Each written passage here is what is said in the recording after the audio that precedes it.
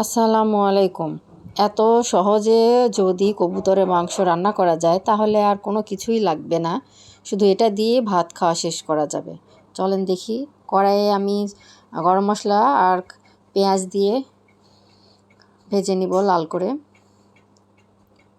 খুব ভালোভাবে লাল করে ভেজে নিতে হবে। হয়ে গেছে, এবার আমি পানি দিয়ে দিলাম, সামান্য কাঁচামরিচ, আদা রসুন আর জিরা বাটা, হলুদ, মরিচ। আমি এখানে একটি কবুতর রান্না করেছি, তো একটি কবুতরের জন্য সব মশলা 1 চামচ করে দিলেই এনাফ। মাংস দিয়ে লবণ দিয়ে আর একটু পানি দিয়ে ঢেকে দিয়ে মিডিয়াম আঁচে রান্না করে নিব। আমি একবার ঢাকনা খুলে নাড়া দিয়ে দিয়েছি। হয়ে গেছে আমাদের কবুতরের মাংস ভুনা।